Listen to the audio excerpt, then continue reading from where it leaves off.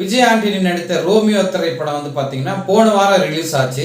கதை நல்லா இருந்தால் மலையாள படங்கள் கூட வந்து இங்கே ஓடுது, தெலுங்கு படம் கூட ஓடுது, கன்னட படம் கூட வந்து இங்கே ஓடுச்சு. கதை தான் முக்கியம். அது விஜய் ஆண்டனி வந்து மறுக்கிறாரு. அவர் ஏன்னா அந்த ரோமியோ படத்தை அவரே தயாரிச்சாரு, அவரே நடிச்சிருக்கிறாரு.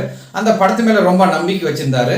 அந்த படம் வந்து மக்கள் மத்தியில் எடுபடலை. இப்போ அவர் என்ன சொல்றாருன்னா, புளு சட்டை மாறன் வந்து இந்த படத்தை வந்து கடுமையா வந்து சரியில்லைன்னு சொன்னதுனால தான் என் படம் ஓடல, இந்த ரோமியோ படம் ரொம்ப நல்ல படம், வந்து தியேட்டர்ல பாருங்க அப்படின்னு சொல்றாரு. என் படத்தை வந்து அன்பே சிவம் படம் மாதிரி நினைச்சிடாதீங்க அப்படின்னு வந்து கமல் நடித்த அந்த அன்பே சிவத்தை வந்து சொல்றாரு. அன்பே சிவம் படம் வந்து வந்த காலத்துல விமர்சன ரீதியாகவும் வசூல் ரீதியாகவும் வந்து மக்கள் மத்தியில் அது வந்து ஓடல. இப்போ வந்து அந்த அன்பே சிவத்தை பார்க்கும்போது ஒரு நல்ல படமா தான் இருக்குது அப்படின்னு நிறைய பேர் சொல்றாங்க. விஜய் ஆண்டனி அன்பே சிவம் வந்து குப்பை படம் வந்து எப்படி அவர் மட்டும் சொல்லலாம்? அப்போ புளு சட்டை மாறனுக்கும் விஜய் ஆண்டனிக்கும் வந்து என்ன வித்தியாசம் இருக்கு, நீங்களே சொல்லுங்க.